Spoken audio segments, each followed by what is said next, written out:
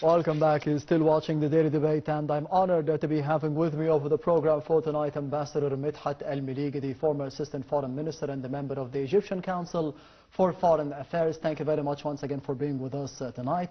We have spoken about the preference of Norway to be interfering heavily in the problems of the Middle East, and more specifically the Israeli aggression against the Palestinians. How do you see the prospects of cooperation between Egypt and Norway to be ending the conflict in Gaza nowadays, which is surpassing a year? Well, actually, I believe that this is one of the reasons why His Excellency the President visited this country. Norway, as I said in my first intervention, is very much involved with the peace process in general, and I believe that we might have a role. We've seen during the last year how unconditional support the United States is providing Israel with. Yes. And this never helped to calm the situation. On the contrary, it aggravated the situation.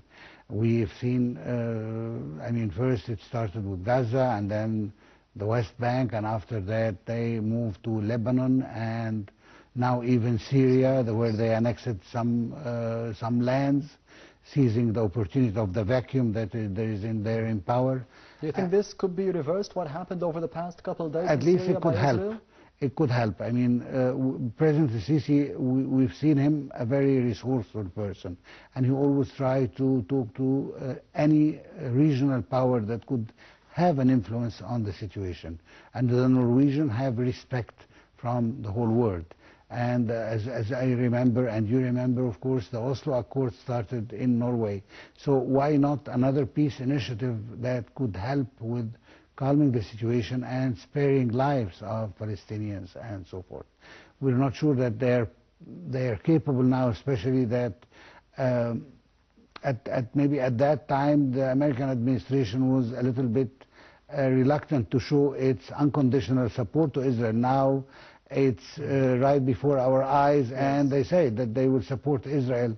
I mean, in the last year, the United States have used the veto power 5 times to prevent from drafting any resolution against Israel, or even against a ceasefire, a possible ceasefire in the Palestinian territories, which shows to how difficult it is to convince the United States to take an impartial position on the conflict. It's have shown its complete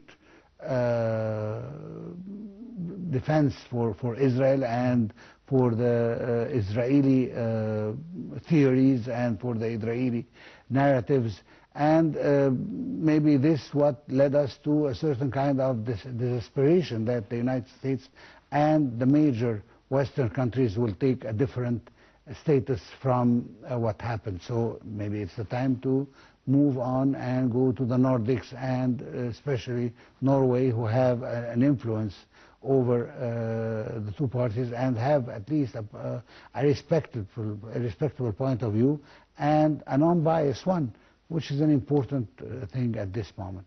And Norway has the chairmanship of the International Aid Committee for the Palestinians, the temporary International Aid Committee for the Palestinians. How do you see the importance of getting the idea of accessing more aid to the Palestinians into the Gaza Strip, to be ending the conflict, to be getting to a truce, to be having a ceasefire? Do you think the chairmanship of Norway of this committee could be at least helping in getting more aid, as we know that Egypt is the biggest donor and the biggest country to be supplying aid and assistance to the Palestinians in Gaza? We hope so, but I'm not very optimistic. I mean, the idea is based always on the Israeli acceptance to allow more humanitarian aid to enter, and without this acceptance that is backed by the United States, even its position, the United States gave Israel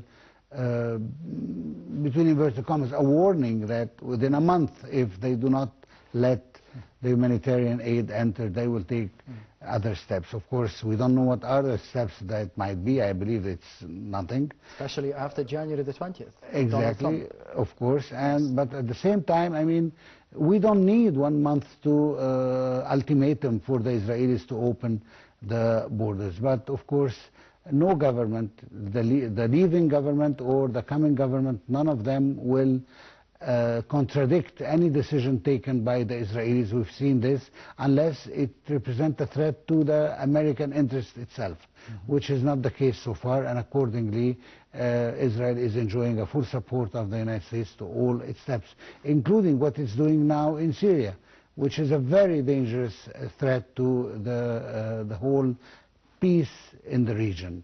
Because actually, I mean, taking the land that it took in order to once again secure its citizens, and the Golan Heights that are already occupied, shows to which extent that Israel do not care about international law or about rules of combat, as we call them.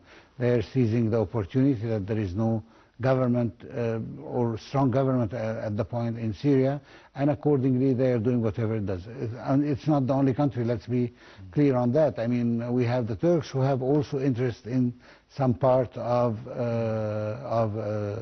Syria as well, yes. And maybe also the Iraqis who have some interest in something else. So the situation actually is very dangerous, and in the middle of all that, our president is trying to find a solution with non-conventional countries that might have an impact on the situation. We hope he will succeed in this, but if not, at least he is trying to do his best.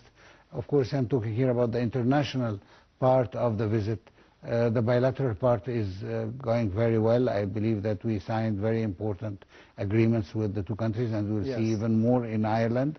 But when it comes to international situation, he is fighting and he is trying his best, and they really want to seize the opportunity to applaud his efforts in this domain, although the Israelis are not backing up by anyone, including the Americans, who are their best ally. Yes, Ambassador Medhat Meligy, the former Assistant Foreign Minister and the member of the Egyptian Council for Foreign Affairs, thank you very much for being with us tonight on the Daily Debate.